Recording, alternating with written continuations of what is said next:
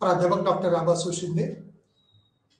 आज आपण Indian economic environment अर्थात कोर्स कोड नंबर BECE 146 या अंतर्गत block 2 industrial economics, Indian economy भारतीय अर्थव्यवस्था, त्या अंतर्गत असणारा ब्लॉक 2 इंडस्ट्रियल इकॉनॉमिक्स म्हणजेच औद्योगिक क्षेत्र किंवा औद्योगिक अर्थशास्त्र असं म्हणूया, कारण उद्योगधंद्याचं असणारं शास्त्र याच्यावरती भारतीय अर्थव्यवस्थेतला GDP मधला काही हिस्सा हा अत्यंत महत्वाचा असतो.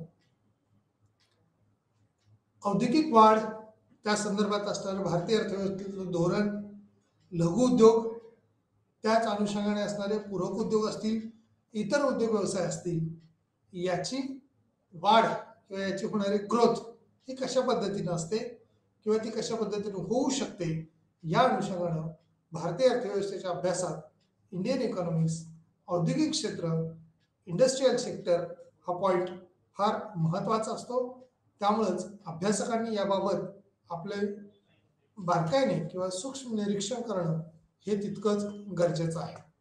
इंडस्ट्रियल ग्रोथ अँड पॉलिसीजच्या अनुषंगाने आपण ज्यावेळेला डिस्कशन करतो त्यावेळेला शासकीय ध्येयधोरण ज्यावेळेला उद्योगाच्या अनुसरून असतील, म्हणजेच उदाहरणासाठी आपण असं म्हणूया की औद्योगिकरणासाठी ज्यावेळेला पोषक असतील, त्याच वेळेला उद्योगधंद्यांचा विकास हा होऊ शकतो. प्रामुख्याने स्मॉल स्केलच्या अनुषंगाने ज्यावेळेला आपण विचार करतो, लघु उद्योग, कारण भारतीय अर्थव्यवस्थेचा विचार करता एकूण लोकसंख्येच्या जवळपास 55% लोकसंख्या ही आजही ग्रामीण अर्थव्यवस्थेवर अवलंबून आहे, शेती क्षेत्रावर अवलंबून आहे. आणि शेती क्षेत्राशी अवलंबून असणारी लोकसंख्या, ग्रामीण भागात असणारी लोकसंख्या ही निश्चितपणे लघु उद्योगाशी समरस असणारी ही लोकसंख्या असते.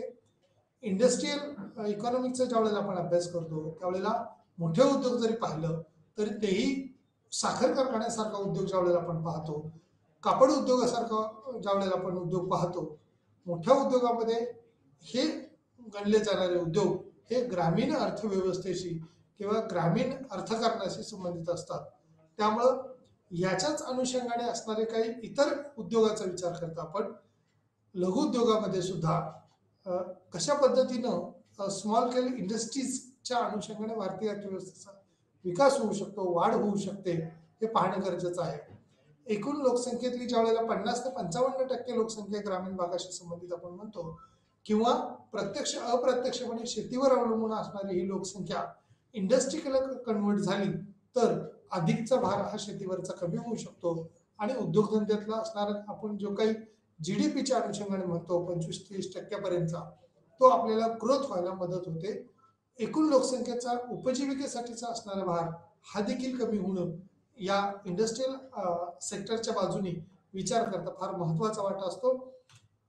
जर इंडस्ट्रियल सेक्टरच्या अनुषंगाने किंवा विकसित अर्थव्यवस्थेच्या दृष्टीने आपण पाहतो त्यावेळेला तो एक पॅटर्न विकासाच्या ज्या वाट्यामध्ये हळूहळू गट होत जाते, म्हणजे एका बाजूला विकासाचा टप्पा आपण ज्यावेळेला गाठण्याचा प्रयत्न करतोय, ग्रोथ करण्याचा प्रयत्न करतोय, त्यावेळेला इंडस्ट्रियल सेक्टर हे पूर्वीपेक्षा स्वतंत्रोत्तर कालखंडात आतापर्यंत आपण बघतोय आझादी का अमृत महोत्सव 50 वर्ष 75 वर्षाकडे आपण वाटचाल करतो, त्या वेळेला म्हणजे स्वातंत्र्य मिळून आपल्याला 25 वर्ष 50 वर्ष 75 वर्ष आज झाली आणि या 75व्या वर्षी आपण उद्योग क्षेत्रामध्ये विकास करण्याचा किंवा ग्रोथ ही एक कन्सेप्ट अशी आहे, वृद्धी किंवा वाढ ही कन्सेप्ट अशी आहे की ती संख्यात्मक आहे, म्हणजे आकड्यांच्या साह्याने सांगता येते. विकास हा आपल्याला अंकाच्या साह्याने तितकासा सुस्पष्ट सांगता येत नाही, कारण विकासामध्ये अनेक कन्सेप्ट किंवा अनेक संकल्पना हे एकत्रित केलेल्या असतात. त्यामुळे सर्वांगीण विकास, सर्व क्षेत्रात झालेली वाढ ही विकासाला समरस असते किंवा विकासाच्या दृष्टीने विचार करणारी असते. 1950च्या दशकामध्ये ज्या वेळेला आपण विचार करतो त्यावेळेला औद्योगिक विकास हा शिखरावर पोहोचेल अशा पद्धतीने प्रयत्न करण्याचा दृष्टीने विचार सुरू होते, परंतु त्यावेळेला शेती क्षेत्रातला GDPचा हिस्सा हा जास्त होता. तुलनात्मकरित्या उद्योग क्षेत्र आणि सेवा क्षेत्र हा पूर्वी कमी होता, परंतु सध्या आता आपण पाहतोय सेवा क्षेत्राचा वाटा हा देशामध्ये एकूण क्षेत्रात हा सातत्याने वाढलेला आहे आणि आज सेवा क्षेत्राचा हिस्सा हा 55% गेलेला आहे. शेती क्षेत्राचा हिस्सा जो पूर्वी 1950 ला विचार करता तो 55-60% आसपास असणारा हा शेती क्षेत्रातला जीडीपीचा हिस्सा तो आता 15% आसपास आलेला आहे. म्हणजे शेती क्षेत्राचा हिस्सा तुलनात्मकरित्या कमी होऊन सेवा क्षेत्राचा हिस्सा वाढलेला आहे.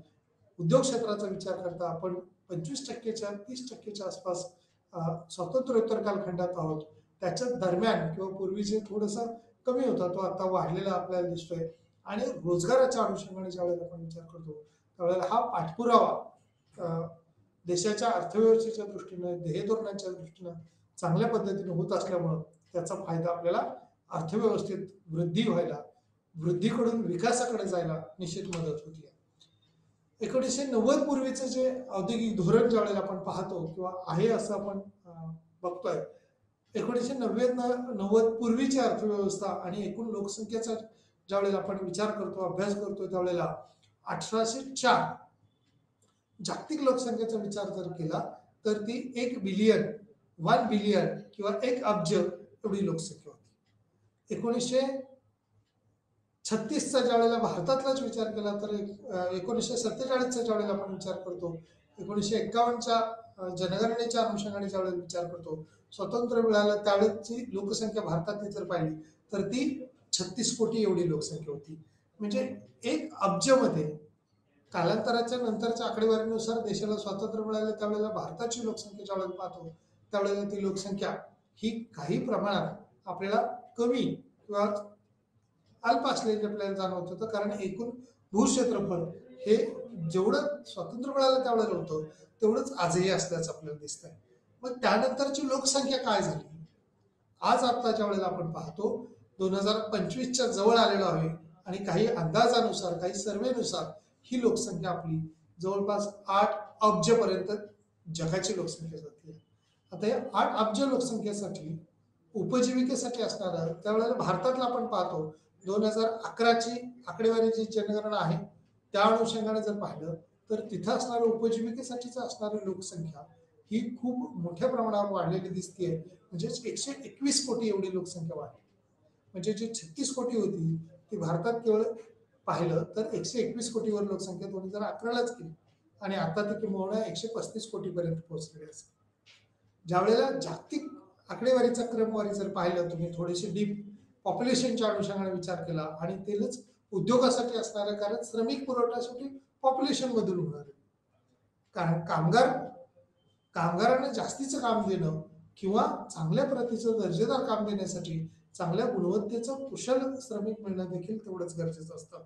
1987ची जी लोकसंख्या आपण पाहतो त्यावेळेला 5 अब्ज लोकसंख्येचा आकडा हा जागतिक पातळीवरती क्रॉस झाला होता 1987ला आणि 1989 मध्ये ज्या वेळेला आपण ही आकडेवारी पाहतो त्यावेळेला ती 5 अब्जपेक्षा जास्त पुढे गेल्यामुळं 11 जुलै ही जागतिक लोकसंख्या दिन म्हणून साजरा करायला लावला. म्हणजे याचा अवेअरनेस वाढावा ही पॉप्युलेशन ग्रोथ जी आहे ते आपल्याला कुठेतरी नियंत्रित करणं जगाच्या पाठीवरती देशाच्या पाठीवरती गरजेचे आहे. कारण वाढत्या लोकसंख्येला 1991 मध्येच आपण पाहिलं भारतात जर पाहिलं तर उपजीविकेसाठी आपल्याला 15 दिवस पुरेल एवढंच अन्नधान्य आपल्याकडे शिल्लक होतं. तिजोरीमध्ये असणारा पैसा आपल्याकडे तेवढा शिल्लक होता. त्यामुळं आपण दुसरीकडे कर्ज काढून आपल्याला घेण्याशिवाय पर्याय नव्हता. म्हणूनच 1990 पूर्वीचं धोरण ज्यावेळेला पाहतो आपण त्यावेळेला 1990 किंवा 1991चं खाजगीकरण उदारीकरण आणि जागतिकीकरणाकडे आपल्याला जावं लागलं. खाजगी क्षेत्राला पोषक किंवा पूरक अशी ध्येय धोरणं राबवावी लागली. त्याच्याच मध्ये उद्योगाचं जे काही सरकारी मालकीचे उद्योग होते ते उद्योग खाजगी व्यक्ती किंवा संस्थांच्या मालकीचे करण्यावर भर देण्यात आला. जे स्वातंत्र्य मिळालं त्यावेळेला अनेक उद्योग हे शासकीय मालकीचे होते आणि त्याचं विलिनीकरण किंवा वितरीकरण हे खाजगी उद्योजकांच्या मार्फत किंवा अधिकार हे खाजगी उद्योजकांना देण्यात आले. आणि त्यामुळे काय झालं दुसऱ्या अँगलनी ज्यावेळेला आपण पाहतो त्यावेळेला सरकारचं वर्चस्व जे होतं ते कमी कमी होत झालं आणि खाजगी व्यक्ती किंवा संस्थांचं वर्चस्व वाढलं. परंतु या वर्चस्वाबरोबर मालकी हक्काबरोबर त्यांच्या असणारी जाणीव आपण म्हणूया ती सुद्धा वाढली आणि त्यामुळेच रोजगार निर्मितीमध्ये भर पडलेली आपण दिसतो. खाजगी क्षेत्राला म्हणजेच उद्योजकांना आता जसं साखर कारखान्याचा उल्लेख केला, साखर कारखान्यामध्ये सहकारी साखर कारखाना असा शब्द असतो. अमुक अमुक एरियाचा सहकारी साखर कारखाना. महाराष्ट्रामध्ये असे मोठ्या प्रमाणावर सहकारी क्षेत्रावरचे मोठे उद्योग आहेत आणि यालाच सहकारी तत्वावरची म्हणजे शासकीय आणि खाजगी व्यक्ती एकत्र येऊन परंतु शासनाचं नियंत्रण असणाऱ्या उद्योगधंदे हे मोठ्या प्रमाणावरती आहेत. महाराष्ट्राप्रमाणेच इतर राज्यामध्ये देखील देशभरामध्ये भारताच्या वेळेला आपण पाहतो त्यावेळेला असे उद्योग हे मोठ्या प्रमाणावर चाललेले दिसतात. परंतु याचीच मालकी हक्क ज्या वेळेला एखादा खाजगी सहकारी साखर कारखाना अमुक एखाद्या नावाने साखर कारखाना परंतु त्यामध्ये खाजगी शब्द आला, याला शासनाने परवानगी दिली. पूर्वी या परवानग्या नव्हत्या. म्हणजे 91चं धोरण हे पोषक किंवा उद्योगधंद्याच्या विकासाच्या दृष्टीनं हे अनुकूल धोरण ठरवण्याचं काम या ठिकाणी झालेलं दिसतंय आपल्याला. म्हणूनच 91चं धोरण जशा पद्धतीने 1948चा ठराव म्हणलाय IPR हा जो इंडस्ट्रीयल प्रोडक्शनच्या अनुषंगाने जो पॉलिसीज होती, धोरण होतं, ते रेशो सुद्धा तितकाच महत्वाचा. त्यानंतर 1956ला पण धोरण ठरवलं गेलं. 1972च्या दरम्यान किंवा 80च्या दशकामध्ये सुद्धा एक धोरण ठरवण्यात गेलं. परंतु सगळ्यात महत्वाचं ते धोरण आपण पाहिलं तर 1991च्या अनुषंगानं खाजगीकरण, उदारीकरण आणि जागतिकीकरण या अनुषंगानं आलेलं धोरण, याच्यातून उद्योगाला पोषक मिळालेलं वातावरण. मग आज आपण पाहतोय अगदी मल्टीनॅशनल कंपनीच्या अनुषंगानं बहुराष्ट्रीय कंपन्या म्हणजे भारतात जसं सेवा क्षेत्रातल्या कंपन्या असतील, उद्योग क्षेत्रातल्या कंपन्या, ह्या परकीय बाजारपेठेतल्या किंवा परदेशातल्या कंपन्या भारतात गुंतवणूक करायला लागल्या आणि उदारीकरणाच्या अनुषंगाने सरकारने आपल्याकडे असणारे अनेक उद्योगधंदे हे खाजगी व्यक्ती संस्थांच्या मालकीचे करण्याला परवानगी दिली. तसेच परदेशातल्या कंपन्यांनाही इथे येण्याची संधी आणि इथल्या कंपन्या सुद्धा परदेशात म्हणजे जागतिकीकरण, जग ही एक बाजारपेठ, अशी खुली बाजारपेठ, खुली अर्थव्यवस्था निर्माण करण्याचं काम हे 91च्या म्हणजे पूर्वीचं काय होतं हे बघताना आता आपल्याकडे काय आहे त्या अनुषंगाने सुद्धा पाहिलं अपेक्षित आहे. जसं 48च्या धोरणामध्ये उद्योग विभाग, विदेशी भांडवलाची भूमिका, कुटीर आणि लघु उद्योगाची भूमिका, ह्या अनेक बाबी जशा आपण पाहतोय त्या विदेशी भांडवलाची भूमिका परकीय देशांनी ज्या वेळेला आपल्या देशात जर पाहिलं भारतामध्ये तर काही प्रमाणात आपल्याला भांडवलाची मर्यादा जी विकसित देशामध्ये भांडवल ही विपुल प्रमाणात आहे, मुबलक प्रमाणात आहे. म्हणजे जपान सारखा देश असेल, अमेरिकेसारखा देश असेल, जे डॉलर आपण जगमान्य असणारा डॉलर जे आहे वर्ल्ड बँक असेल किंवा इतर सर्व देशांनी ऍक्सेप्टेबल करन्सीचा ज्या वेळेला आपण विचार करतो, करन्सी चेंजच्या ज्या वेळेला विचार करतो त्यावेळेला परकीय बाजारपेठात किंवा जागतिक बँकेने जागतिक संस्थांनी सुद्धा सर्व डॉलरला अनुमती दिलेली आहे किंवा सहमती दर्शवलेली आहे. त्यामुळं या विकसित देशांचं जे असणारं चलन आपण म्हणूया, विकसित देशातलं असणारं भांडवल जे आहे ते भांडवलाचा वापर करून आपल्या देशामध्ये भारतामध्ये विशेष करून मुबलक प्रमाणात उपलब्ध आहे ते श्रमिक कामगार. एकूण लोकसंख्या ही जगाच्या तुलनेत 17.7 किंवा 17% एवढी लोकसंख्या भारतामध्ये आहे. क्षेत्रफळ मात्र तुलनात्मकरित्या ते कमी आहे. क्षेत्रफळाच्या अनुषंगाने जर लोकसंख्या विचारात घेतली तर ती जास्त आहे. त्यामुळे वाढत्या लोकसंख्येला रोजगार मिळवण्यासाठी त्याच रोजगाराच्या बरोबरच सोयी सुविधा मिळवण्याच्या दृष्टीने सुद्धा भारतात असे उद्योगधंदे येणं किंवा भारतातल्या लोकसंख्येला परदेशामध्ये जाण्यासाठी तिथं उद्योग व्यवसाय सुरू करण्यासाठी मग सेवा क्षेत्राच्या अनुषंगाने असतील किंवा इतर उद्योगधंदे सुरू करण्याच्या अनुषंगाने छोटे मोठे लघु उद्योगाच्या अनुषंगाने एखादी कॉट असेल, बाज असेल, विणण्यासाठी सुद्धा परकीय बाजारपेठ मिळणं हे सुद्धा खूप कौतुकास्पद बाब असते. आणि उत्पन्न मिळवण्यासाठी, वृद्धी घडवून आणण्यासाठी, विकास घडवून आणण्यासाठी या बाबी अनुषंगाने महत्वाच्या आहेत. म्हणजेच कुटीर उद्योग असतील, लघु उद्योग असेल, याची भूमिका महत्वाची आहे. त्याही पेक्षा जास्त परकीय बाजारपेठेची जर भांडवलाची जर उपलब्धता भारतात झाली तर मोठे उद्योग आपल्या भारतात येतील. आणि एखाद्या तशा पद्धतीने आपल्या स्थानिक बाजारपेठेतले जरी बघितले तरी टाटा असतील, रिलायन्स असतील, याचे जे उद्योग आपण पाहतो, एखादी रतन टाटांच्या अनुषंगाने त्यांनी निर्माण केलेली एखादी कार, नॅनो कारचा ज्या वेळेला आपण विचार करतो त्यावेळेला सर्वांना परवडेल अशा पद्धतीची 2006-07च्या नंतर ज्यावेळेला विलासराव देशमुख महाराष्ट्राचे मुख्यमंत्री होते आणि त्यावेळेला त्यांनी डिक्लेअर केल्यानुसार काही ध्येय धोरणं महाराष्ट्राला पोषक ठरलेली आहेत, परंतु इतर राज्याला ज्या वेळेला अनुकूल ठरले आणि त्यांनी ती कार त्या राज्यात निर्माण केली आणि त्यामुळे त्या राज्याचाही फायदा होतो, कामगारांचाही फायदा होतो. ती गाडीची उपलब्धी ही सर्वसामान्यांना मिळू शकते.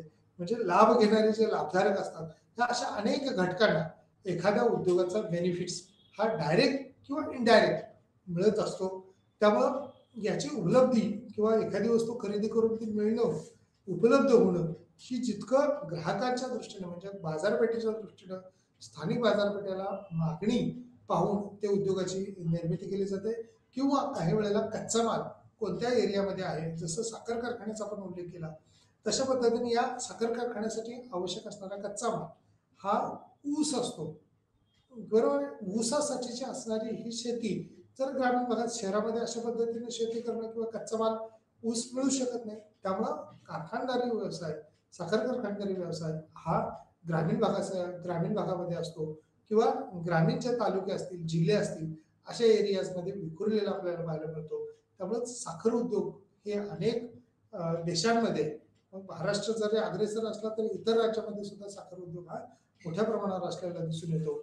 आणि याच विदेशी गुंतवणुकीच्या अनुषंगाने जर पाहिलं तर या गुंतवणुकीचा ओघ हा मोठ्या उद्योगांसाठी नसतो. तुलनात्मकरित्या तो अशा उद्योगामध्ये किंवा सेवा क्षेत्रामध्ये तो जास्त असतो आणि इतर इंडस्ट्रीजच्या अनुषंगाने ज्यावेळेला आपण विचार करतो तो उद्योग हा तुलनात्मकरित्या कमी जास्त प्रमाणावरती ही गुंतवणूक बदललेली दिसते. कामगाराच्या दृष्टीने जर पोषक धोरण बनवलं, वयोमर्यादा हा कामगाराच्या दृष्टीनं फार महत्वाचा घटक असतो. त्याचबरोबर मेल फिमेल, स्त्री आणि पुरुष याच्यातली समानतेच्या अनुषंगाने, राज्यघटनेच्या अनुषंगाने ज्या काही राज्यघटनेत मांडणी केली होती त्या अनुषंगाने वेतनातली तफावत हा उद्योग क्षेत्रामधला महत्वाचा भाग असतो.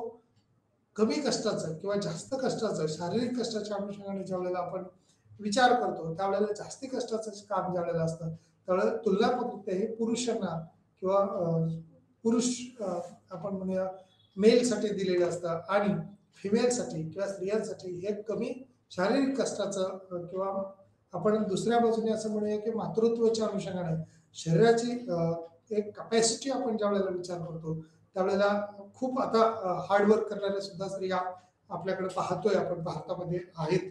खूप कष्टाची कामं, मोठी मोठी अवजड कामं, बांधकाम क्षेत्रातला ज्या वेळेला आपण विचार करतो तिथं खूप कष्टाची कामं सुद्धा आत्ता स्त्रिया करायला लागलेल्या आहेत. पूर्वी याच्यातलं जे कामगार वर्ग आहे तो पुरुष असण्याचं आपल्याला दिसून येतं.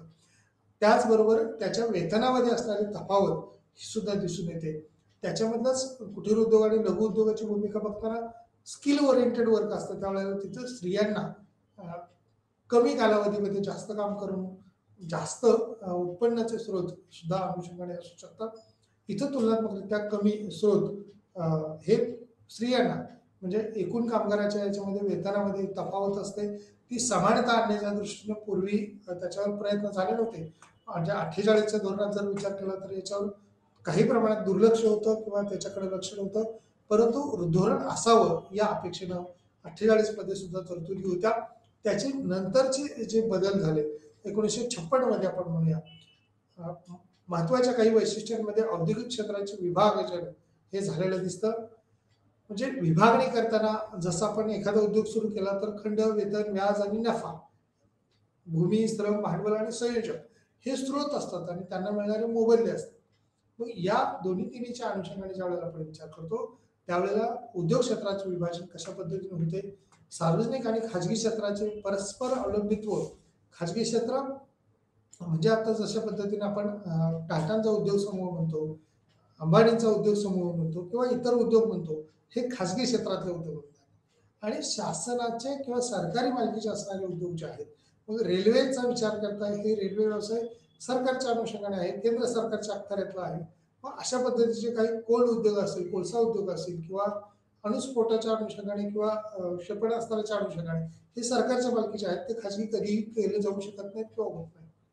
मग याच अनुषंगाने सार्वजनिक क्षेत्रातलं असणारं भांडवल ते खाजगी क्षेत्राकडे कशा पद्धतीने वळवता येईल किंवा त्याच्यात मर्यादित उद्योग किंवा सरकारचं कशा पद्धतीने या खाजगी उद्योगावर देखील काही प्रमाणात नियंत्रण ठेवण्यासाठी काही शेअर्स, काही परवानग्या ह्या सरकारच्या मालकीच्या असतात. त्या असल्याशिवाय उद्योग व्यवसाय सुरू करता येत नाहीत. कारण काही खाजगी उद्योजक हे कदाचित पर्यावरणाला हानी पोहोचवणारे उद्योग सुद्धा करतील. त्यामुळे सरकारची परवानगी असणं, रीतसर परवानगी घेणं, परंतु त्याच्यामध्ये आता सरकार 1948 नंतर 1956 मध्ये काही प्रमाणात शिथिलता देण्याच्या दृष्टीने सुद्धा प्रयत्न करतात आणि त्या शिथिलता जर दिल्या, सोयीसुविधा जर दिल्या, तर त्या उद्योगांचा विकास व्हायला किंवा उद्योगांची संख्या वाढायला मदत होते. तशाच अनुषंगाने लघु उद्योगाच्या बाबतीत सुद्धा सरकारने अनुकूलता दाखवली. श्रमिकांची संख्या हा त्यातला बॅरियर्स किंवा महत्वाचा मध्यस्थी घटक असतो, ती वाढवण्याची परवानगी दिली. त्याचबरोबर त्याच्या वेतनाबरोबरच त्यातली भांडवल इन्व्हेस्टमेंट जर चांगली वाढली तर ती गुंतवणुकीच्या अनुषंगाने एकूण कामगारांची संख्या आणि एकूणच उत्पादन सुद्धा जर वाढ करण्याची परवानगी दिली. त्याचबरोबर शासकीय ध्येयधोरणामध्ये, पॉलिसीजमध्ये त्या अनुषंगाने सकारात्मक जर असेल तर लघु उद्योगाचं महत्व देखील औद्योगिक क्षेत्रामध्ये फार महत्वाचं असतं. प्रादेशिक असमानता कमी करणे, महाराष्ट्राचा ज्या वेळेला आपण विचार करतो, इतर राज्यांचा ज्या वेळेला विचार करतो, दिल्लीतलं एखाद्या राज्याचा ठिकाणाचा जर वेळेला विचार करतो किंवा जम्मू काश्मीरचा विचार करतो, तिथली असणारी लोकसंख्या, तिथले असणारे भूप्रदेश, याच्यामध्ये असणारा उत्पादनाच्या अनुषंगाने असेल, उद्योगधंद्याच्या अनुषंगाने असेल, महाराष्ट्रामध्ये ज्या वेळेला आपण विचार करतो, गुजरातमध्ये ज्या वेळेला विचार करतो, किंबहुना राजस्थानमध्ये ज्या वेळेला विचार करतो, आपण मध्य प्रदेशचा विचार करतो, राजस्थानमध्ये ज्या वेळेला पाहतो त्यावेळेला तिथं वाळवंटी प्रदेश आहे आणि तिथल्या प्रदेशाचा, तिथल्या लोकसंख्येचा, तिथल्या उत्पादनाचा विचार करतात, ती औद्योगिक दृष्टीने कोणते उद्योग करण्यासाठी अनुकूल आहे हे पाहणं गरजेचं असतं. कापड उद्योग हे कापूस उत्पादन जरी ग्रामीण भागामध्ये होत असेल, विदर्भ मराठवाड्यामध्ये होत असेल, तरी पण तिथं कापड उद्योग किंवा कापड गिरण्या सुरू करता येत नाहीत. त्याचं कारण असं की धागा विणण्यासाठी धागा निर्मितीच्या अनुषंगानं उष्ण आणि दमट हवामानाची गरज असते. ते मुंबईच्या किनारी भागामध्ये असू शकतं, समुद्र किनाऱ्याच्या भागामध्ये असू शकतं. त्यामुळं अशा कापड गिरण्यांची संख्या ही मुंबईच्या ठिकाणाला दिसते. म्हणून सरकारने असं धोरण हे मुंबईच्या परिसरात असणारे कापड उद्योग जे आहेत, मोठे उद्योग जे आहेत, तर तिथला प्रदेशाचा विकास व्हावा किंवा डोंगराळ भागामध्ये असणारे उद्योग ते त्या भागाचा विकास करण्याच्या दृष्टीने आता आपण राष्ट्रपतींच्या अनुषंगाने ज्या वेळेला विचार करतो, आदिवासी विभागाचं प्रतिनिधित्व देशाला लाभलेलं आहे आणि याच विभागासाठी जर चांगला निधी उपलब्ध करून दिला तर त्या भागात सुद्धा काही उद्योगधंदे हे चांगल्या प्रकारे सुरू होतील. आणि त्याच जसं की जाम जेलीच्या अनुषंगाने सुद्धा म्हणजे परिसरामधले डोंगरदऱ्याच्या परिसरातलं उत्पादन घेतलं आणि त्याच उत्पादनाच्या सहाय्याने ज्यूस तयार केले गेले, वेगवेगळे जाम असतील, ज्यूस असतील, वेगवेगळे तयार केले आणि त्याचं पॅकिंग केलं, चॉकलेटीस प्रमाण वाढवलं. तरी लघु उद्योगाबरोबरच त्या प्रादेशिक विभागाचा विकास करण्यासाठी अशा क्षेत्रांचं निवड करणं, अवलंबित्व असणं हे फार गरजेचं असतं. लघु उद्योगाचं महत्व वाढण्याच्या अनुषंगाने जसं आपण म्हणतोय तसं त्या प्रदेशाचा विकास होणं किंवा हे 1956 मध्ये 1948 मध्ये तितकंसं लक्ष दिलं गेलं नाही. किंबहुना आपण म्हणूया की पहिली पंचवार्षिक योजना, दुसरी पंचवार्षिक योजना, पहिल्या पंचवार्षिक योजनेत तर पूर्ण शेतीवर लक्ष होतं. 1956 म्हणजे 1951 ते 56 पर्यंत पहिली पंचवार्षिक योजना, दुसऱ्या पंचवार्षिक योजनेमध्ये 1956ला सुरू केले आणि असमतोल असेल किंवा सार्वजनिक क्षेत्र, खाजगी क्षेत्र यांची गुंतवणूक उद्योगासाठी कशी पोषक करता येईल यावरती भर दिला. म्हणूनच तिसऱ्या योजनेमध्ये आपल्याला शेती आणि उद्योग याचं समान विभाजन झालेलं गुंतवणुकीच्या दृष्टीनं पाहायला मिळते. औद्योगिक शांतता उद्योगधंद्यामध्ये अनेक वेळेला असं होतं, आजारी कारखाने म्हटलं जातं. औद्योगिक कलह, वादविवाद निर्माण होण्याची शक्यता असते.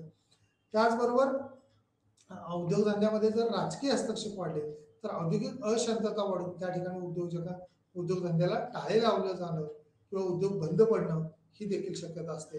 कौशल्य निर्मिती करणं म्हणजे उद्योजकांना स्किल ओरिएंटेड आपण म्हणूया प्रशिक्षण जर उद्योगातल्या कामगारांना दिलं, कारण मशिनरी एखादी असेल, कॉम्प्युटर एखादा असेल, एखादी यंत्र सुरू करायचं असेल तर कुशल श्रमिक जर असेल, कौशल्य असणारा श्रमिक असेल तर ते चांगल्या पद्धतीने त्या ठिकाणी उत्पादन होऊ शकतं किंवा मशीन्स चांगल्या पद्धतीने चालू शकतात. क्रेन्स असतील, बुलडोझर्स असतील, काही वेगवेगळी साधन सामग्री, यंत्रतंत्र जर चांगले चालवता आलं तर त्या कुशल असणाऱ्या श्रमिकांमुळे उत्पादन वाढायला मदत होते. विदेशी भांडवल ज्या वेळेला आपण पाहतो तर उद्योगधंद्यामध्ये हे विदेशी भांडवल वाढावं सुरुवातीला तर 1947ला आपल्याला स्वातंत्र्य मिळालं, त्यावेळेला आपण परकीयापासून सावध राहण्याचा प्रयत्न करत होतो. म्हणजे जेणेकरून परकीयांनी आपल्या देशावर आक्रमण करू नयेत, कुठल्याही गोष्टीची आपल्याला सवय लावू नये, आपल्याच देशातलं उत्पादन घेऊन आपण जास्त विचार करूया आणि आपले स्किल वाढवूया. स्वदेशीचा नारा आपण देत होतो किंवा आजही आपण स्वदेशी आपल्या देशात एखादं उत्पादन कमी खर्चात कशा पद्धतीने निर्माण होईल त्या अनुषंगाने आपण पाहतोय. परंतु गरज वाटेल त्यावेळेला गरजेनुसार आपल्याला भांडवलाची सुद्धा आपल्याला आयात किंवा भांडवल हे परकीय बाजारपेठेतून घ्यावं लागतं. मग वर्ल्ड बँकेकडून कर्ज घेत असेल, अंकटाकडून असेल, सार्क सारख्या संघटना असतील, आंतरराष्ट्रीय पातळीवरच्या अनेक संघटनांकडून आपल्याला आर्थिक मदत ही घ्यावी लागते. त्यामुळे भांडवलाच्या अनुषंगाने देखील विचार करावा लागतो. औद्योगिक धोरणामध्ये यांचे विधान 1977 मध्ये आहे. लघुउद्योगाच्या क्षेत्राचा विकास ज्यावेळेला आपण विचार करतो, मोठ्या प्रमाणावरील क्षेत्र हे त्यामध्ये व्यापलेलं आहे.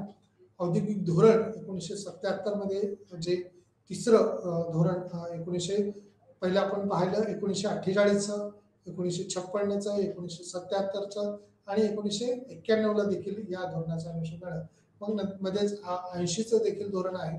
या धोरणांच्या अनुषंगानं शासन औद्योगिक क्षेत्राला, उद्योग क्षेत्राला सकारात्मकतेकडे घेऊन जातं.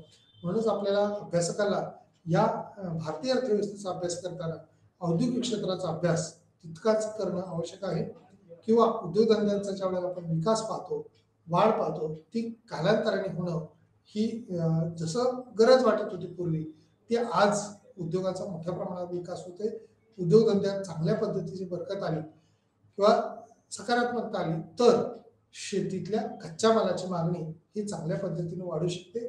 शेतीतल्या कच्च्या मालाची मागणी ज्या वेळेला वाढते त्यावेळेला उद्योगधंद्यात तयार होणारे एखादं यंत्रसामग्री असेल, टॉईज, अगदी खेळण्याच्या अनुषंगाने ज्या वेळेला आपण विचार करतो ती वाढलेली असेल, त्यावेळेला ग्राहकाला ही मागणी करायला वस्तूची सुविधा मिळू शकते.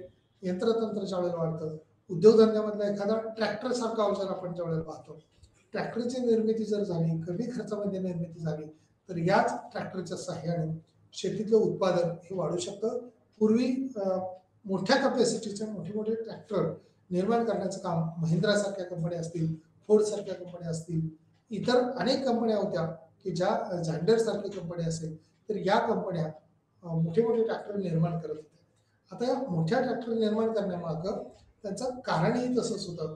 कारण जमिनीचं क्षेत्रफळ ज्यावेळेला आपण पाहतो त्यावेळेला एका शेतकऱ्याकडं 50-50 एकर, 100-100 एकर जमीन होती. आता या मोठ्या आकाराच्या जमिनीमुळं कमीत कमी 10 एकरापर्यंतच्या जमिनी होत्या आणि मोठ्या प्रमाणावरती शेती केली जात होती. आता हे मोठे ट्रॅक्टर असल्यामुळं तेवढ्या जमिनीची नांगरणी, मळणी करणं हे शक्य होत होतं. मग त्याच अनुषंगाने आता सध्याची जर एकूण लोकसंख्या पाहिली आणि विभक्त कुटुंब पद्धती, बांधबंदिस्तीकरण, इतर अनेक कारणामुळं क्षेत्रफळाचे आकार जे आहेत ते 10 एकर, 5 एकर किंवा अगदी अल्पभूधारकाचं, म्हणजे अल्पभूधारक, मध्यम भूधारक आणि मोठे भूधारक, म्हणजे 2 एकरपेक्षा कमी किंवा भूमिहीन शेतकरी, कमी जमीन, 2.5 एकरापर्यंत जमीन, 5 एकरापर्यंतची जमीन, 10 एकरापर्यंतची जमीन आणि 10 एकरपेक्षा जास्त जमीन असणारं क्षेत्र याचं प्रमाण देखील दिसून येतं.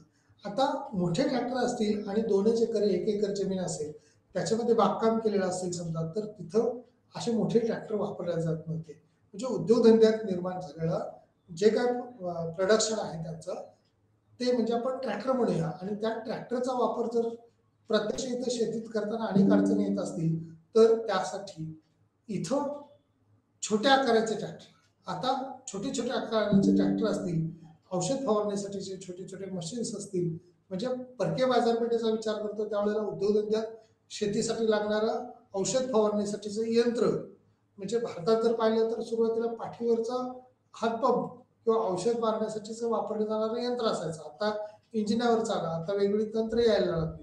परंतु स्वातंत्र्य मिळालं त्यावेळेला 80च्या दशकामध्ये, अगदी 90च्या दशकामध्ये सुद्धा विचार केला तर औषध फवारणीसाठीचं यंत्र हे कमी प्रमाणात होतं.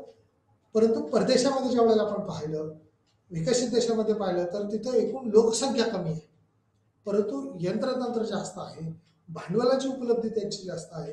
त्यामुळे यंत्रतंत्र निर्मिती, भांडवलाच्या सहाय्याने मोठी यंत्रसामग्री निर्माण करणं आणि औषध फवारणीसारखं ज्या वेळेला यंत्र आपण विचार करतो त्यावेळेला हेलिकॉप्टर किंवा विमानाच्या सहाय्यानं मोठं क्षेत्रफळ जे आहे ते कव्हर करणं, म्हणजे द्राक्षीवर औषध फवारणीसाठी विकसित देशामध्ये हेलिकॉप्टरचा वापर करतील. भारतामध्ये ज्या वेळेला विचार करतो त्यावेळेला औषध फवारणीसाठी असं यंत्रच उपलब्ध नसल्यामुळं त्यांना औषध फवारणी करता येत नाही, उत्पादन घेता येत नाही. ट्रॅक्टरच्या सहाय्याने आत्ता यंत्रसामग्रीच्या वेळेला आपण छोटे ट्रॅक्टर विचार केले, कारण त्यांचे अंतर हे 10x10 किंवा कमी अंतरामध्ये सुद्धा छोटा ट्रॅक्टर जाऊ शकतो आणि चांगल्या पद्धतीची औषध फवारणी करू शकतो. त्यामुळे अशा ट्रॅक्टरची उद्योगधंद्यातल्या मागणी वाढायला लागली. छोट्या छोट्या अगदी कुटुंब व्यवस्थेचा ज्यावेळेला आपण विचार करतो, घरात वापरण्यासाठीची अगदी कात्री असेल, सुई असेल किंवा कैची असेल, आपण वेगवेगळ्या साधनसामुग्रीचा ज्या वेळेला आपण विचार करतो, चाकू असेल, या यंत्रसामग्रीमध्ये किंवा उद्योगधंद्यामध्ये हे जे उत्पादन तयार होणार आहे ते जर आपल्याला कमी खर्चामध्ये मिळायला लागलं तर त्याचा फायदा आपल्याला जास्त होतो. 10, 15, 20 रुपयासाठी कांदा कापणीचं मशीन आपल्याला जर मिळालं तर त्याचा वापर करता येईल. म्हणजेच आयएएस श्रमिकांना उद्योगधंद्याचा वापर करू, उद्योगधंद्यात तयार झालेली मशिनरीचा विचार करू. कॉम्प्युटर सारखं यंत्र ज्या वेळेला आपण माझ्या समोर असणारं यंत्र आपण पाहतो, ऐकतो किंवा फोन्स आपण पाहतो, त्यावेळेला इंडस्ट्रियल सेक्टरमध्ये ह्याच्या गुड्स तयार होतात. त्याच्यातले सॉफ्टवेअर कदाचित सर्व्हिस सेक्टरमध्ये होते, परंतु ते छोटे छोटे पार्ट असतील त्यावेळेला हे इंडस्ट्रीमध्ये कमी खर्चामध्ये निर्मिती जर झाले तर मोठ्या प्रमाणावर फायदा होऊ शकतो. म्हणजे लघु उद्योगाच्या अनुषंगानं, मोठ्या उद्योगाच्या अनुषंगानं, लघु उद्योगामध्ये अनेक म्हणता येईल. म्हणजे एखाद्या कंपनीकडे एखादी मोठी BMW कार आपण ज्यावेळेला पाहतो तर या कंपनीकडे त्याचे स्पेअर पार्ट्स, मग अगदी आरशाची असणारी काच, ग्लास आपण विचार करूया तर ही ग्लास त्या कंपनीचीच असते असं होत नाही, परंतु त्या कंपनीनं प्रोडक्ट ती कार केल्यामुळं त्यांना छोट्या छोट्या कंपनीज अटॅच झालेल्या असतात किंवा एकत्रित आलेल्या असतात.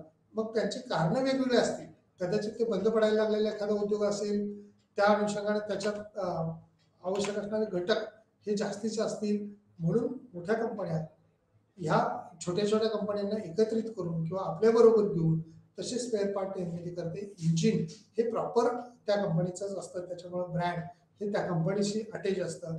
म्हणूनच त्या कंपनीचं एक आपण म्हणूया हॅगमार्क किंवा त्यांची टॅगलाईन तयार झालेली असते आणि ती दुसऱ्या कुणालाही घेता येते. म्हणजेच या ठिकाणी जास्त त्याचं एक ब्रँड ज्यावेळेला निर्माण झालेलं असतं ते कुठेही बदललं जाऊ शकत नाही. म्हणजे पार्लेजी कंपनी ज्यावेळेला आपण विचारात घेतो बिस्किटच्या अनुषंगाने, तर पार्लेजीचं अनुकरण दुसऱ्याला करतात, त्याचं स्वामित्व जे आहे, मक्ता जो आहे तो त्यांच्याच नावाने असतो. त्यामुळं अशा पद्धतीचं रजिस्ट्रेशन, कायदेशीर पद्धतीच्या बाजू ह्या पूर्तता केलेल्या असतात. तसंच गाड्यांच्या बाबतीत असो, स्वामित्व हक्क जो आहे तो त्यांच्या अबाधित ठेवला जातो. त्यामुळं उद्योगधंदे ज्यावेळेला छोटे छोटे एकत्र येतात, परंतु त्याचा फायदा असा होतो की रोजगार निर्मिती होते, मोठ्या प्रमाणावर श्रमिकांना काम मिळतात आणि छोट्या छोट्या उद्योगांना सुद्धा चांगली संधी मिळते. स्वावलंबन देशाचं निर्माण होतं की मग परदेशातनं आपल्याला आयात कराव्या लागल्या असत्या वस्तू त्याच्याऐवजी आपल्याच देशात निर्माण होतात. जशा पद्धतीने मी मोबाईलचे उदाहरण सांगतोय, ट्रॅक्टरचं उदाहरण सांगतोय, शेती अवजारांचं उदाहरण सांगतोय. असे अनेक उद्योगधंदे आहेत की जे उद्योगधंद्यांना मोठे उद्योग किंवा शासकीय धोरण जर योग्य निर्माण असेल तर पोषक वातावरण निर्माण होतं, तांत्रिक स्वावलंबत्व निर्माण होतं. आजारी युनिट्सकडे हे दुर्लक्ष जे आहे शासनाचं काही कारणाने झाले असेल किंवा त्या उद्योजकांचं झालेलं असेल तर शासन अशा उद्योगातील गुंतवणूक ही वाढवतं किंवा त्या ठिकाणी पोषकता दाखवतं. त्यानंतर 1980चं ज्यावेळेला आपण धोरण पाहतो त्यावेळेला याच 1980च्या दशकामध्ये सार्वजनिक क्षेत्राचे प्रभावी परिचालन जे आहे, व्यवस्थापन, म्हणजे सरकार कशा पद्धतीने गुंतवणूक वाढवू शकतं, किती गुंतवणूक वाढवू शकतं. तर तसं तर पाहिलं तर 91 नंतरच ही गुंतवणूक कमी केली, परंतु 1972चा मोठा दुष्काळ, 1980ला बेरोजगारीची असणारी प्रचंड विकाल भारतातली स्थिती पाहता भारतात सार्वजनिक क्षेत्रातली गुंतवणूक ही प्रभावी करण्याचं काम उद्योगाच्या दृष्टीनं फार मोठे मोठे निर्णय घेण्यात आले. आर्थिक संघराज्यवाद प्रचार, म्हणजे त्या राज्यांना स्वायत्तता, जशी ध्येय धोरणाच्या अनुषंगाने GDP कलेक्ट करण्याच्या अनुषंगाने, जमा करण्याच्या कर रचना ज्या असतील तर राज्याचे अधिकार वेगळे असतात, केंद्राचे अधिकार वेगळे असतात. केंद्राला अर्थातच जास्त अधिकार असतात कारण देश चालवायचा असतो. त्या राज्यांचे अधिकार तुलनात्मकरित्या टॅक्स कव्हर करताना किंवा मिळवताना हे राज्याचे अधिकार तुलनात्मकरित्या देशापेक्षा कमी असतात. केंद्रात ज्या पक्षाचं सरकार असेल किंवा ज्यांचं सरकार असेल त्यांना जास्तीचं उत्पन्न जे मिळालेलं असतं ते त्यांचं वर्चस्व असणाऱ्या इतर राज्यामध्ये हे जास्तीचा जीडीपीतला हिस्सा हा त्यांना त्या वेळेला देता येतो. परंतु काही राज्यांमध्ये जर वेगवेगळी सरकार असतील तर त्या राज्यनिहाय काही वेळेला पक्षपातीपणा होण्याची शक्यता असते. जीडीपीचा हिस्सा हा तुलनात्मकरित्या तेवढा मिळेलच असं सांगता येत नाही, पण काही वेळेला दिलाही जातो. परंतु देश चालवणं ही केंद्राची जबाबदारी असते, त्यामुळे सर्वच राज्यांना हिस्सा हा केंद्राकडून दिला जातो. अपवादात्मक स्थितीत काही राज्यांना याचा कमी भार मिळतो. महाराष्ट्राचा विचार केला तर महाराष्ट्राकडून मिळणारं उत्पन्न आणि शासनाकडून मिळणाऱ्या केंद्र सरकारकडून मिळणाऱ्या सवलती इतर राज्याचा विचार करता मग जी काही विकसित राज्य आपण म्हणूया राज्यांचा विकास झालेला आहे म्हणूनच देशांचा विकास किंवा देशाचा विकास झालेला असतो. म्हणून त्या ठिकाणचं असणारे अनुकूल वातावरण त्याचा फायदा घेऊन उद्योगधंदे मोठ्या प्रमाणात विकसित केले जातात. लहान युनिट्सची पुनर्स्थापना किंवा पुनर्बांधणी करण्याचं काम केलं जातं. प्रादेशिक असमतोल जो आहे तो दूर करण्याच्या दृष्टीने देखील प्रयत्न केले जातात. खाजगीमध्ये अनधिकृत अतिरिक्त क्षमतेचे नियमितकरण हे देखील करणं अपेक्षित असतं. म्हणजे खाजगी मालकीचे काही उद्योगधंदे असतील तर ते नियमित कसे करता येईल त्याच्यावर कसा भर देता येईल ते पाहिले गेलं. त्यानंतर नवीन औद्योगिक धोरण जे आहे 1991चं धोरण जुलै 1991 मध्ये हे जाहीर करण्यात आलं. त्यावेळेला पंडित जवाहरलाल नेहरू ज्या वेळेला अगोदरची काही सुरुवात स्वातंत्र्योत्तर कालखंडातलं पहिलं पंचवार्षिक योजना जाहीर करताना शेतीवर भर दिला, उद्योगावर भर दिला आणि 91च्या धोरणाच्या वेळेला तत्कालीन पंतप्रधान आणि अर्थमंत्री ज्या वेळेला आपण विचार घेतला होतो पंडित मनमोहन सिंग यांनी खासगीकरण, उदारीकरण आणि जागतिकीकरणाच्या धोरणाला पुरस्कृत केलं. या आर्थिक धोरणामुळेच आपण आज सुस्थितीकडे किंवा स्वावलंबनाकडे जसं 1947 नंतर 1951 ते 1956 पहिल्या पंचवार्षिक योजनेत शेतीमुळं आपण उपजीविकेच्या दृष्टीने स्वावलंबी झालो. परंतु यंत्रतंत्र असतील, साधन सामग्री असेल ते 1991 नंतर आज आता आपण पाहतो की आपल्याकडे अनेक साधन सामग्री ही निर्मिती होऊ शकतात. आपण परकीय बाजारपेठेच्या अनुषंगाने आपणही खुले झालेलो आहोत आणि आपल्यासाठी बाजारपेठ देखील खुली झालेली आहे. 1991 मध्ये जे धोरण जाहीर केलं त्याला औद्योगिक धोरण असं म्हटलं जातं. त्या अनुषंगाने 80च्या दशकात उदारीकरणाचे उपाय हे शासनाने जाहीर केले गेले. प्रमुख नियंत्रण मुक्ती किंवा धोरणाच्या अनुषंगाने ज्या वेळेला खालील काही बाबी विचारात घेतलेल्या आहेत. औद्योगिक परवाना धोरण जे या ठिकाणी दिलेलं आहे म्हणजेच उद्योगधंद्यांना असणारे परवाने हे तुलनात्मकरित्या कमी किंवा फरक होता त्याच्यामध्ये आणि ते कशा पद्धतीने बदलले गेले तर ते पाहणं अपेक्षित आहे आणि ते सांगणं तितकंच महत्वाचं आहे. उदाहरणाच्या अनुषंगाने आपण साखर कारखान्याचा विचार करतो तर त्यावेळेला त्याच्यात काही किलोमीटरची मर्यादा होती. आता काही किलोमीटरची म्हणजेच काय, एक साखर कारखाना निर्माण झालेला आहे तर दुसरा साखर कारखाना निर्मिती करण्यासाठी मध्ये 50 किलोमीटरचं अंतर असावं हा एक निकष किंवा नियम होता. त्याचं कारण पर्यावरणाच्या अनुषंगाने ज्यावेळेला साखर कारखान्याचा निघणारा धूर हा त्या परिसरामध्ये ज्या वेळेला विखरला जातो त्यावेळेला त्या परिसरातल्या लोकसंख्येला हानिकारक होऊ शकतो. म्हणून अशा पद्धतीचा नियम होता. परंतु आता 91च्या धोरणानुसार औद्योगिक परवाना देताना हे 50 किलोमीटरचं अंतर ज्या वेळेला विचारात घेतलं तर उदाहरणासाठी एखाद्या तालुक्यामध्ये डिस्ट्रिक्ट लेवलला ज्या वेळेला आपण विचार करतो डिस्ट्रिक्ट टू तहसील, एखाद्या तहसीलचा विचार करता एक तहसील हा 50 किलोमीटरचा अंतर असू शकतो. म्हणजे त्याच्यात एखाद्या टोकाला जर केलं तर दुसऱ्या टोकाला दुसरा कारखाना करावा लागेल. परंतु दुसऱ्या टोकाला ज्या वेळेला एखाद्या आमदाराच्या एरियामध्ये ज्या वेळेला कारखाना होतो त्यावेळेला दुसऱ्या शेजारच्या तहसीलला तशा पद्धतीचं शुगर फॅक्टरी उभारताच येणार नाही, कारण तिथून पुढचं 50 किलोमीटर अंतरावर त्याचा एरिया संपत नाहीये. त्यामुळं हा कारखाना निर्माण करण्यासाठी अनेक अडचणी येऊ शकतात. त्यामुळे अशा उद्योगांना संधी मिळत नव्हती. 91च्या धोरणामध्ये हे अंतर कमी करण्याचं काम, परंतु पर्यावरणाच्या दृष्टीनं दुसरी अट त्याच्यामध्ये वाढवण्यात आली की त्या ठिकाणी पर्यावरणपूरक वृक्ष लागवड करण्याचं काही एकर किंवा काही हेक्टर वृक्ष लागवड जर केली तर निघणारा धूर हा त्याच परिसरामध्ये तिथंच पर्यावरणपूरकच्या अनुषंगाने वृक्ष लागवड केल्यामुळं तिथंच ऑक्सिजन निर्मिती ही मोठ्या प्रमाणावर होऊ शकते, हरित घटक वाढू शकतात आणि पर्जन्यमान सुद्धा होऊ शकतं. त्यामुळे अशा नियमाच्या अनुषंगाने बदल करण्यात आले आणि ती 25 किलोमीटरची अट म्हणजे जे 50 होती ते 25 किलोमीटरपर्यंत करण्यात आली. म्हणजे त्या नियमांमध्ये शिथिलता आणण्याचं काम याच्या अनुषंगाने झालेलं दिसतं. सार्वजनिक क्षेत्रावरील काही धोरण त्यावेळेला आपण पाहिलं जातं. त्यावेळेला मक्तेदारी आणि प्रतिबंधात्मक व्यापार याच्यातला सराव मर्यादा जी आहे ती बदललेली दिसते.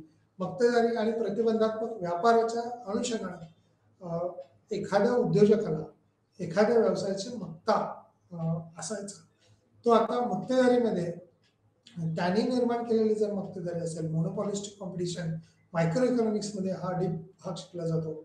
भारतीय अर्थव्यवस्थेमध्ये एखाद्याच उद्योगाची एखाद्या व्यवसायाबद्दलचा मक्ता हा असू शकतो, परंतु त्याला प्रतिबंधात्मक व्यापार याच्या मर्यादा देखील असतात. कारण त्या मर्यादित त्यांचं उत्पादन हे मर्यादित असतं. पुणेरी मंडळी किंवा महाराष्ट्रात आपण पाहतो काही भाकरवडीच्या अनुषंगाने असेल, बर्फीच्या अनुषंगाने असेल, अमुक एखादं प्रोडक्शन हे आमच्याशिवाय कुठेही मिळणार नाही, त्यांची मक्ता निर्माण झालेला असतो. परंतु पर्यायी बाजारपेठा ज्या वेळेला येतात, अस्तित्वात काही निर्माण होतात, त्यावेळेला त्यांची मक्तेदारी ही दीर्घकाळ चालू शकत नाही. अल्पकाळामध्ये मक्तेदारी ही शक्य असते, परंतु दीर्घकाळात त्याला पर्यायी उत्पादने येतात. त्या पर्यायी उत्पादनामुळं बाजारपेठेत खूप मोठे मोठे शोध लागल्यामुळं म्हणा, संशोधन झाल्यामुळं पर्याय आले की बाजारपेठ ही मोकळी किंवा खुली करावी लागते. आणि याच खुल्या अर्थव्यवस्थेच्या अनुषंगाने भारतीय अर्थव्यवस्था ही मिश्र अर्थव्यवस्था आहे. त्यामुळं बंदिस्तपणा हा भारतीय अर्थव्यवस्थेमध्ये नाही.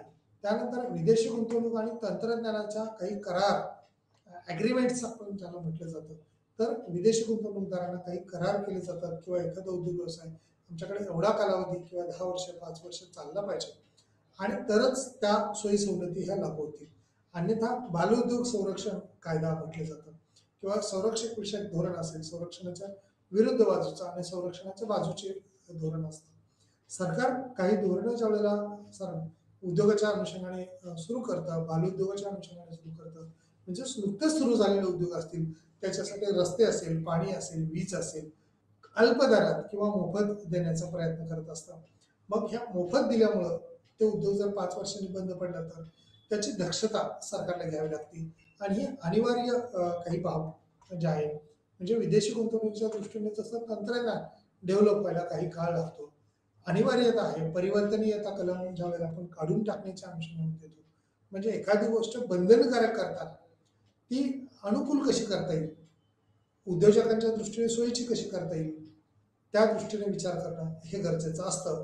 तर 91चं धोरण हे उद्योगधंद्याच्या दृष्टीने अत्यंत महत्त्वाचं आणि फायदेशीर असल्याचं आपण पाहतोय. वेगवेगळे टप्पे जे आता आपण अभ्यासले, जे चर्चेत घेतले, ते भारतीय औद्योगिक क्षेत्रातील वाढ आणि संरचनात्मक बदल हे योजनानुसार, ताळखंडानुसार घडलेले दिसून येतात.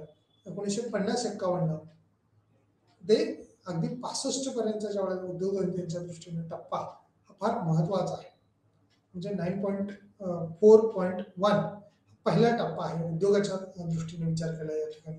तर उद्योग हा बेसिक लेवलला आपल्याकडे असलेला दिसून येतं. 66 ते 80 हे दुसरं जे दशक किंवा 2 दशकाचा काळ, 3 दशकाचा काळ आहे, तिथं उद्योगांची वाढ झालेली दिसते. 1981 ते 91 हा तिसरा टप्पा आहे आणि आता आपण चौथ्या टप्प्याकडे जातोय. ते म्हणजे 1991 नंतरचा हा जो टप्पा आहे तो प्रचंड वेगाने उद्योगधंद्यांचा विकास, छोट्या छोट्या कंपन्या असतील, मोठ्या कंपन्या असतील, त्यांचा विकास हा झालेला दिसतोय. त्यांना अनुकूल असणारी जी ध्येय धोरणं आहेत ती मोठ्या प्रमाणावर राबवलेली आहेत.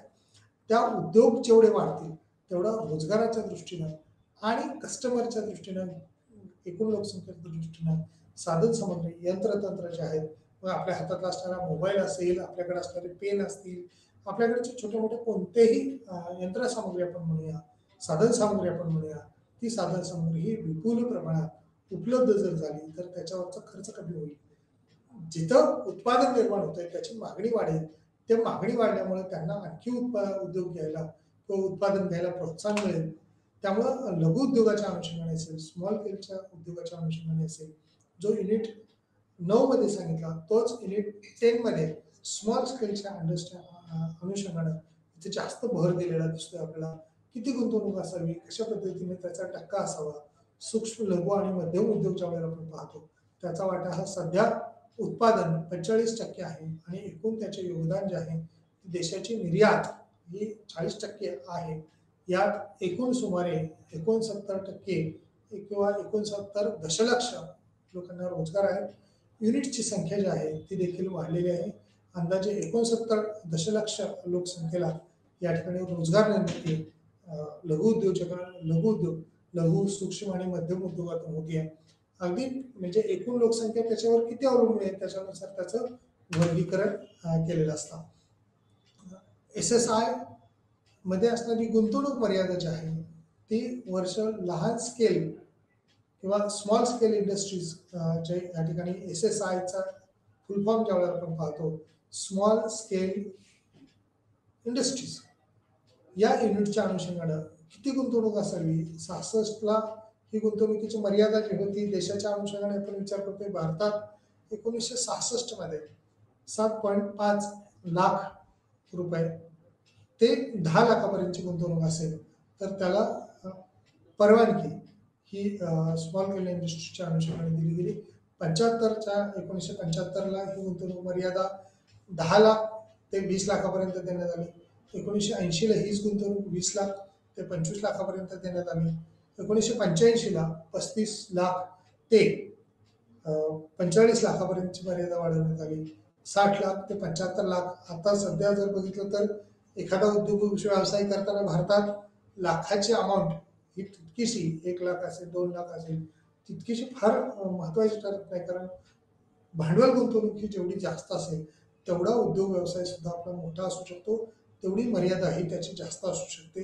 त्यामुळं एखाद्या उद्योग व्यवसायामध्ये किती गुंतवणूक वाढवू शकते तर 2000च्या ध्येय धोरणानुसार आपल्या 1 कोटी रुपयापर्यंतची किंवा 1 करोड रुपयापर्यंतची गुंतवणूक ही जरी असली तरी या गुंतवणुकीच्या अनुषंगाने स्मॉल स्केल युनिट्स उभारण्याच्या अनुषंगाने या उभारणीसाठी ही गुंतवणूक मर्यादा घालून दिलेली आहे आणि त्याची मर्यादा ही 1 कोटी रुपयापर्यंतची आहे. म्हणजेच काय मध्यम उद्योग असतील मोठे उद्योग असतील त्याच्यासाठीची ही गुंतवणूक देखील फार मोठी असू शकते किंवा जास्तीची असू शकते. भारतातील MMS किंवा क्षेत्राच्या अनुषंगाने कृषी क्षेत्राने सातत्याने प्रगती केलेली आपण पाहतोय.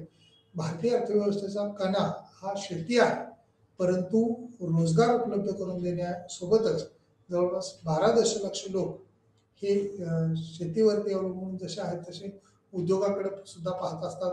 उत्पादन आणि निर्यात देखील भारतातले जे आहे ते उद्योगाचे वाढलेले आहे. लक्षणीय अनेक उत्पन्न देणारे लोक किंवा लोकसंख्या ही भारतात आहे. उत्पादनाचे सेवन करण्यासाठी त्याचा लाभधारक घटक हे भारतातले तसंच परकीय बाजारपेठेमध्ये सुद्धा मोठ्या उद्योगांना मागणी किंवा छोट्या छोट्या व्यवसायाची देखील मागणी उत्पादनांची मागणी ही जास्त असते. त्यामुळे परकीय चलन मिळवून देण्याच्या दृष्टीने भारतातले उद्योग हे पोषक आहेत, महत्वाचे आहेत. याच उद्योगाच्या अनुषंगाने ज्यावेळेला आपण पाहतो त्यावेळेला लहान उद्योग क्षेत्रांना मोठ्या उद्योगाकडून मागणी असते. मोठ्या उद्योगाकडून जशी मागणी होत असते तसेच ते परकीय बाजारपेठेमध्ये सुद्धा कशा पद्धतीनं बदल करावेत आणि त्यांच्या असणारी मागणी किती आहे ती देखील पाहणं तितकंच समरस असतं. परंतु छोट्या छोट्या अगदी टॉयच्या अनुषंगाने असतील इतर उद्योगांच्या अनुषंगाने असतील ही मागणी किती असावी कशा पद्धतीने असू शकते ती देखील पाहिली तर त्याचा विपुलता किंवा व्याप ही मोठ्या प्रमाणात वाढते. आता संरक्षण पूरक आणि संरक्षण क्षेत्रात असणारं साधन सामुग्री ही भारतालाच फक्त निर्मिती करता येते किंवा देशाला ही निर्मिती करता येते, परंतु ती निर्मिती कालांतराने आपण म्हणूया काही स्फोटक जसं ट्विन टावरचं कालचं पाडण्याचा परवाची बातमी आपण भारतात पाहिली त्यावेळेला हायकोर्टाने दिलेल्या निर्णयानुसार एखाद्या कंपनीला अशा पद्धतीचं टेंडर देऊन कन्स्ट्रक्शन जे तयार झालेलं होतं ते अनधिकृत असल्यामुळे तो पाडण्याचा परवाना देण्यात आला. मग अशी कंपनी एखादी असू शकते म्हणजे कोट्यावधी रुपये एखादं उत्पादन निर्मिती करण्यासाठी खर्च होतो, तसेच ते निर्मिती झालेलं उत्पादन नष्ट करण्याच्या अनुषंगाने असेल. कन्स्ट्रक्शन एखाद्या वेगळ्या पद्धतीचं आपण म्हणूया उत्पादन तयार करण्याची यंत्रसामुग्री असेल त्या यंत्रसामुग्रीच्या अनुषंगाने ते उत्पादनाच्या अनुषंगाने आपल्याला मोठ्या प्रमाणावरती भाग त्या ठिकाणी नोंदवावा लागतो. किंवा तो जर वाढला तर त्याच्यातून मिळणारे आउटसोर्सेस जे आहेत जसं इन्सोर्सेस बदलतात तशा पद्धतीने आउटसोर्सेस हे देखील महत्त्वाचे असतात. परकीय चलन मिळवून देण्याच्या दृष्टीनं आपल्याला ही जर यंत्रसामग्री अल्प दरात उपलब्ध झाली आपल्या देशाला तर ती फायदेशीर असते. तयार झालेली यंत्रसामग्री उदाहरणासाठी आपण भारतात पाहतो वेगवेगळ्या कंपनीचे मोबाईल्स हे परकीय बाजारपेठेतून आपल्या देशात आलेले दिसतात. तसंच आपल्या देशातल्याही काही कंपन्या आहेत की त्या मोबाईलची निर्मिती करून परकीय बाजारपेठेत विक्री करतात. म्हणजेच परकीय बाजारपेठेत ज्या वेळेला आपल्या वस्तूची निर्यात मोठ्या प्रमाणात होते, विक्री मोठ्या प्रमाणावर होते, त्यावेळेला तिथून येणारी आयात ही किती कमी आहे किंवा कशा पद्धतीची आहे ती पाहणं महत्वाचं आहे. ती जर कमी असेल आणि आपली निर्यात जास्त असेल तर व्यापार तोल हा आपल्याला अनुकूल ठरतो. म्हणजे आंतरराष्ट्रीय व्यापार अनुकूल ठेवण्यासाठी उद्योगातली वाढ होणं हे तितकंच महत्वाचं असतं. उद्योगाचा विकास होणं हा तितकाच महत्वाचा असतं. त्यामुळे उद्योगधंद्यांची वाढ ही भारताच्या दृष्टीनं पोषक घटक आहे. उद्योगाचा विकास जेवढा जास्तीच्या प्रमाणात होऊ शकतो तेवढा करण्याच्या दृष्टीने शासकीय ध्येयधोरणं मग राज्य सरकार असेल केंद्र सरकार असेल तिथली वाढण्याच्या अनुषंगानं होणं अपेक्षित आहे. ती किती वाढू शकतात त्याला किती मर्यादा आहेत तर शासकीय ध्येयधोरणात जसे बदल केले जातील मग 91चं धोरण जसं आपण 48चं पण धोरण पाहिलं 80चं सुद्धा पाहतोय किंवा 77चं पाहिलं 56चं पाहिलं या वेगवेगळ्या धोरणामध्ये 1991चं धोरण हे जास्त फायदेशीर ठरलेलं आपण पाहतोय किंवा उद्योगधंद्यांची वाढ किंवा विकास हा तुलनात्मक ते जास्त झालेला आहे. फक्त सरकारने सातत्याने त्याचा पाठिंबा जर दिला सरकारचं जर अनुकूल धोरण असेल खऱ्या अर्थानं भांडवलाचं एकत्रीकरण किंवा भांडवल हे मुबलक प्रमाणात उद्योगधंद्याकडं एकत्रित असतं किंवा केंद्रित झालेलं दिसतं आणि ह्या भांडवलदारांच्या आधारावरती सरकारला अनेक वेळेला जर भांडवलाची गरज असेल आर्थिक गरज असेल तर वित्त पुरवठ्याच्या दृष्टीनं सरकार जसं बँकांकडून कर्ज घेत असतं तशा पद्धतीने या भांडवलदारांकडून सुद्धा कर्ज घेतलं जातं आणि कळत नकळत राजकीय वर्चस्वाच्या अनुषंगाने जर राजकीय हेतूच्या प्रेरित असतील तर अशा उद्योगांसाठी अनुकूल ध्येयधोरणं ही जास्त राबवली जातात आणि त्यातून इतरांना तोटा आणि उद्योजकांना फायदा म्हणजे प्रत्यक्ष कस्टमरला किंवा उत्पादकाला त्याचे फायदे व्हायला पाहिजेत. परंतु उद्योग क्षेत्राच्या दृष्टीने जर अनुकूल धोरणं असतील तर या धोरणाकडे जास्तीचा कल आपल्याला झालेला दिसतो. त्यामुळे ही ध्येयधोरणं कशी उद्योगाच्या दृष्टीने जशी अनुकूल आहेत तशी सेवा क्षेत्राच्या अनुषंगाने आहेत का, शेतीशी अनुकूल आहेत का, समान पातळीवरती याचा विकास करून देशाचा GDP कसा वाढेल. कारण GDP वाढला किंवा GDPचा जर विकास वाटा योगदान जर आपलं वाढलं तरच देश किंवा भारत हा महासत्ता होऊ शकतो किंबहुना आपली उपजीविका ही जास्त चांगल्या पद्धतीने होऊ शकते. संरक्षण यंत्रसामग्री जशा पद्धतीने इथं उल्लेख केलेला आहे की संरक्षणाबरोबरच इथं गरिबीचा देखील विचार केलेला आहे. कारण गरिबी हटाओ अशा पद्धतीची मोहीम ज्या वेळेला राबवली जाते म्हणजे आजही भारताला अशी स्थिती आहे की गरिबांची संख्या खूप मोठ्या प्रमाणावर आहे, बेरोजगारीची संख्या जास्त आहे, बेकारांची संख्या जास्त आहे. त्यालाच अनुषंगाने साक्षरता ज्या वेळेला आपण पाहतो आज आपली साक्षरता ही 72-73% पर्यंत गेलेली आहे किंवा 1911ची आकडेवारी आपल्याला 74% साक्षरता पण पाहतोय. परंतु ही कमी जास्त असणारी एकूण लोकसंख्या ज्या वेळेला पाहतो त्यावेळेला 74% लोकसंख्या ही साक्षर म्हणतो परंतु त्याच वेळेला 26% निरक्षर आहे हे पण ऍक्सेप्ट करावं लागतं. म्हणजे 26% निरक्षर लोकांना आपण रोजगाराच्या प्रवाहात असेल किंवा इतर साधन सामग्रीच्या उपलब्धतेच्या अनुषंगाने असेल त्याला प्रवाहात आणण्यासाठी आपण काय करतोय का, त्या अनुषंगाने आपल्याकडे काय ध्येयधोरणं राबवली जातात हे देखील पाहणं गरजेचं आहे. मेक इन इंडिया असेल, मेड इन इंडिया आपण म्हणतो किंवा हे जे वेगवेगळी पॉलिसीज मेड इन इंडिया ज्या वेळेला आपण म्हणतो त्यावेळेला हे उत्पादन भारतातलं निर्माण होत आहे परंतु त्यासाठीची लागणारी सर्व कच्चा माल असेल मनुष्यबळ असेल ते भारतातलं वापरतोय का आपण, राज्यातलं आपण त्या राज्यात वापरतोय का आपण मनुष्यबळ, याच्यावर तितकाच लक्ष देणं किंवा तितकाच भर देणं अपेक्षित आहे असं आपल्याला म्हणावं लागेल. कारण गरिबी हटाओ म्हणल्यामुळं केवळ गरिबी जाणार नाही तर उद्योगधंद्यातली यंत्रसामग्री असेल तिथं श्रमिक उपलब्धी करून देणं असेल हे निर्माण होणं तितकंच महत्वाचं आहे असं आपल्याला बघावं लागेल. नूतनीकरणाच्या अनुषंगानं उपजीविका करण्याच्या अनुषंगानं त्यावेळेला शेतमालातलं तयार झालेला माल म्हणजेच ज्वारीसारखं उत्पादन असेल, गहूसारखं उत्पादन असेल याच्यावर प्रक्रिया केली म्हणजे ब्रेड असतील, पाव असतील, बटर असतील, मैदायुक्त पदार्थ आहेत, परंतु हे तयार नाही झाले किंवा कमी खर्चामध्ये जर तयार झाले तर ते जास्त ग्राहकापर्यंत पोहोचवता येईल. कच्चा माल म्हणून शेतीमालाला सुद्धा मागणी येईल. उद्योगधंद्यात हे उत्पादन तयार होत असल्यामुळे उद्योगधंद्यालाही मागणी निर्माण होईल.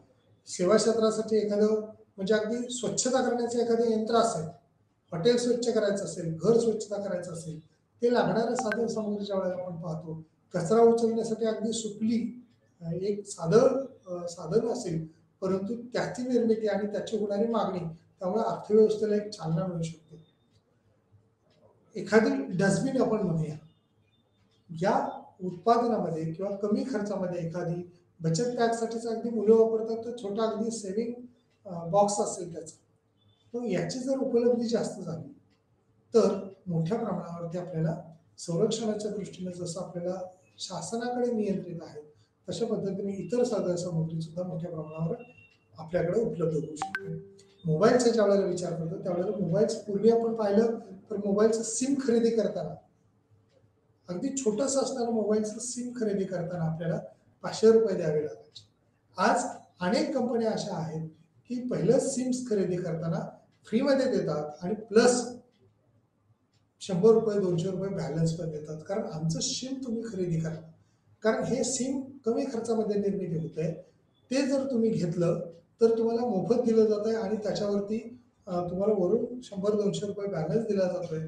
परंतु एकदा सवय लागली की या कंपन्यांना माहीत आहे की तो व्यक्ती पुन्हा 50 रुपयाचा बॅलन्स टाकेल, 100 रुपयाचा बॅलन्स टाकेल आणि त्याच्यातून मिळणारे काही पर्सेंटेज ज्या वेळेला आपण पाहतो, म्हणजे 50 रुपयाचा मोबाईलचा रिचार्ज आपण सेवा क्षेत्रात तुम्ही केला, परंतु ते सिम निर्माण झालेलं आहे, जी कंपनीकडून मोबाईल निर्माण झालेला आहे त्याची मागणी त्यामुळे इंडस्ट्रियल सेक्टरमध्ये ज्या गुड्स निर्माण होत आहेत, ज्या वस्तू निर्माण होत आहेत त्याची मागणी जी आहे ते प्रचंड प्रमाणावरती वाढायला मदत होती आहे.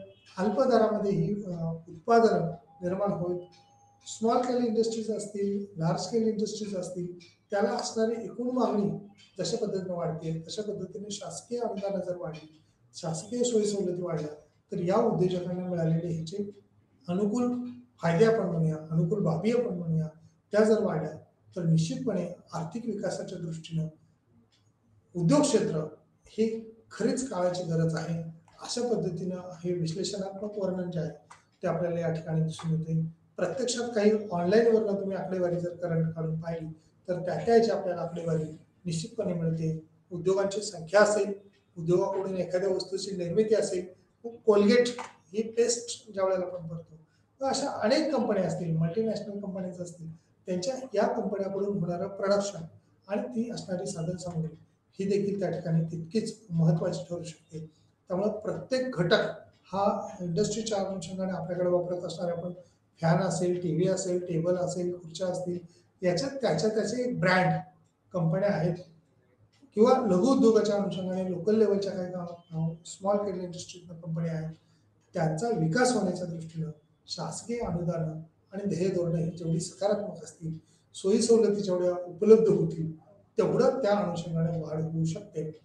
किंबहुना त्याची गुंतवणूक जर चांगल्या पद्धतीने झाली तर देशाच्या आर्थिक विकासात उद्योगाची भूमिका अत्यंत महत्त्वाची आहे. सेवा क्षेत्राला आणि उद्योग क्षेत्राला पोषकता ही उद्योग क्षेत्रामुळे मिळू शकते. त्यामुळे उद्योग क्षेत्राचा विकास होणं ही काळाची गरज आहे असं आपल्याला या वरवरच्या सर्व विश्लेषणावरून आकडेवारीवरून म्हणता येऊ शकतं. धन्यवाद. आज या ठिकाणी आपण थांबू.